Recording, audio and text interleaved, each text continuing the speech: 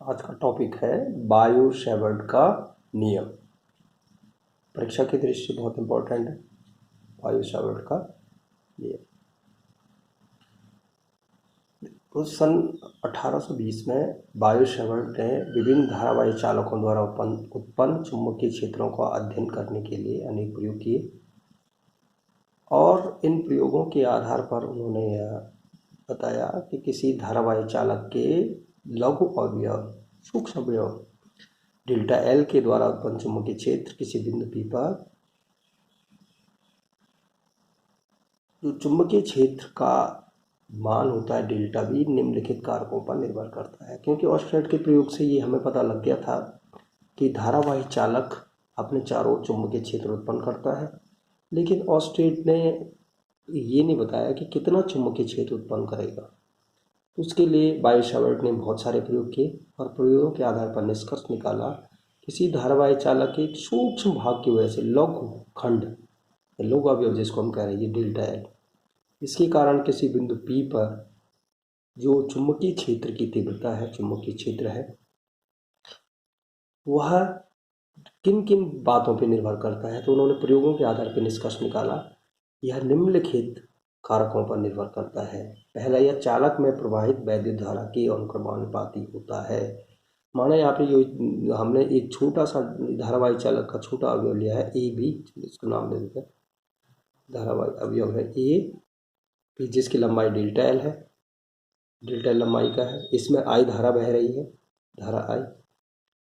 इसके कारण बिंदु पी पर हमने चुंबकीय क्षेत्र निकालना जिसकी इस अवयव से दूरी आर है और ये अवयव की लंबाई और बिंदु पी को अवयव से मिलाने वाले रेखा के बीच थीटा कोण बन रहा है।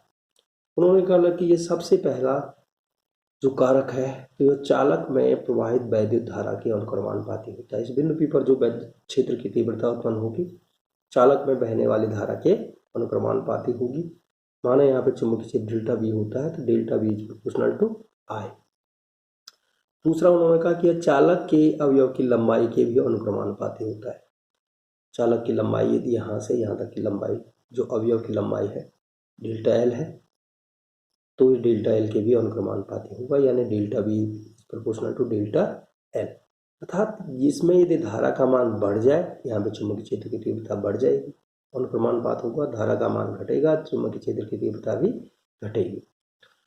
धारा अवयव की लंबाई यदि कम होगी इसके भी अनुक्रमानुपाती होता है, चुंबकीय क्षेत्र घटेगा, अवयव की लंबाई बढ़ेगी तो चुंबकीय क्षेत्र उसी अनुपात में बढ़ जाएगा, अनुक्रमानुपाती।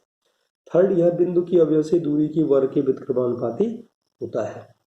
Delta B proportional to 1/r², inversely proportional to r², यानी व्युत्क्रमानुपात होगा, वर्ग के व्युत्क्रमानुपाती होगा, यानी r का मान यदि बढ़ता है तो चुंबकीय क्षेत्र की तीव्रता का मान घटेगा और वर्ग में घटेगा, वर्ग के और लास्ट जो है यह अवयव की लंबाई तथा अवयव को बिंदु पी से मिलाने वाली रेखा के बीच के कोण की थीटा की ज्या अर्थात साइन थीटा के अनुक्रमानुपाती होता है। यानी delta V is proportional to sine of theta. यहाँ थीटा क्या है? थीटा अवयव और अवयव को बिंदु पी से मिलाने वाली रेखा के बीच का कोण है। इन चारों को यदि हम मिलाएं तो इस प्रकार से लिख सकते हैं delta V is proportional to I delta L sine theta बटे r²। अनुक्रमानुपात का साइन हटाने के लिए एक नियतांक हम लिखते हैं μ0/4π, नियतांक है तो ये delta B equal to μ0/4π I delta L sine theta बटे r², जहाँ ये नियतांक है μ0/4π और इसकी वैल्यू 10⁻⁻7 Nm/A² होती है। वैल्यू रखिए, delta B is equal to 10⁻⁻7 I delta L sine theta बटे r², बायो सेवर्ट का नियम। ठीक है, तो ये जहाँ तार के चारों का माध्यम हमारे पास निर्वात या वाय है, μ0 को हम निर्वात की चुंबकशीलता कहते हैं, μ0 या μ0 इसको हम पढ़ सकते हैं। तो μ0 को निर्वात की चुंबकशीलता कहा जाता है, निर्वात की चुंबकशीलता। इसको हम वेक्टर रूप में इस प्रकार से भी लिख सकते हैं, इसलिए हमको वेक्टर रूप, क्योंकि μ0 is equal to delta V sine theta, mu naught is equal to हमने देखा था I delta L mu naught B delta B mu naught upon 4 pi I delta L sine theta बटे आर स्क्वायर। तो यदि यहाँ पे हम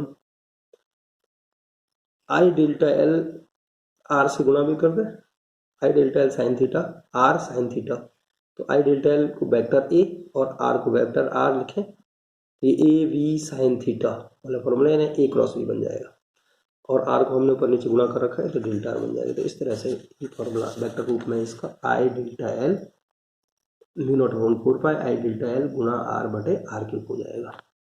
तो इस ये बाइसावर्त के नियम का वेक्टर हो जाएगा। अब इसकी दिशा ज्ञात करने के लिए हमारे पास बहुत सारे नियम हैं। सबसे पहले हम यदि वेक्टर रूप में भी इसका देखें, वेक्टर रूप की सहायता से इसका नियम निकालें, तो ये vector A vector I delta L, इसको हम एक वेक्टर माने आई डेल्टा एल, और ये vector V I delta L cross r हो गया। ये आई डेल्टा एल वेक्टर है, ये आर वेक्टर है, I delta L cross R. A cross B में हमने बताया था क्रॉस प्रोडक्ट में डायरेक्शन लेने के लिए ए क्रॉस बी की जो डायरेक्शन होती है वो ए और बी दोनों के तल के लंबवत होती है, यानी यहाँ पे जो चुंबकीय क्षेत्र होगा वो लंबवत होगा इस तरह से, या तो ऊपर की दिशा में होगा या तो नीचे की दिशा में। तो उसके ज्ञात करने के लिए हम क्या करेंगे, लंबवत ऐसे स्क्रू रखेंगे लंबवत तल में, और उसको ए से बी, ए मतलब आई डेल्टा एल से इस आर की ओर घुमाएंगे इस तरह से रख। कहाँ से कहाँ की ओर घूमना चाहिए, इधर की ओर, इससे इधर की। फिर हम स्क्रू को ऐसे रखें और ऐसे घुमाएं क्लॉकवाइज, स्क्रू कहाँ जाएगा, स्क्रू नीचे की ओर जाएगा, ठीक है ना। इस यानी यहाँ पे चुंबकीय क्षेत्र की जैसी दिशा होगी कागज के तल के लंबवत नीचे की ओर होगी, और कागज के तल के लंबवत नीचे की दिशा को हम क्रॉस के द्वारा दिखाते हैं, यहाँ पे क्रॉस के द्वारा दिखा है ना। तो इस तरह से हम करते हैं। हम दाएं हाथ की हथेली का नियम भी यहाँ पे लगा सकते हैं, नियम नंबर 1। तो उसके लिए हम दाएं हाथ की हथेली को देखो इस प्रकार से रखें, हमारी उंगलियां उस बिंदु की ओर इंगित हों, अंगूठा चालक में बहने वाली धारा की दिशा में जाए। तो हथेली की लंबवत जो दिशा है वो हमें चुंबकीय क्षेत्र की दिशा को दिखाएगी। हथेली की लंबवत दिशा डाउनवर्ड जा रही है नीचे की तरफ, चुंबकीय क्षेत्र की दिशा डाउनवर्ड होगी। ठीक इसी के जैसा पॉइंट यदि हम इसकी दूसरी साइड लें, यानी वो भी आर डिस्टेंस पे है, थीटा एंगल यहाँ पे बन रहा है, ठीक है। तो यहाँ पे चुंबकीय क्षेत्र सेम परिमाण में वही होगा, आई डेल्टा एल साइन थीटा बटे आर स्क्वायर होगा, और लेकिन यहाँ पे दिशा उलट जाएगी। यहाँ पे दिशा कागज के तल की लंबवत नीचे की ओर है, यहाँ पे कागज के तल की लंबवत ऊपर की ओर होगी। इसको इसलिए यहाँ पे इसको डॉट द्वारा दिखाया गया है। क्रॉस कागज के लंबवत नीचे की ओर चुंबकीय क्षेत्र को क्रॉस के द्वारा दिखाया जाता है, ऊपर की ओर चुंबकीय क्षेत्र को डॉट के द्वारा दिखाया जाता है। तो यह बाइसावर्त का नियम। Thank you.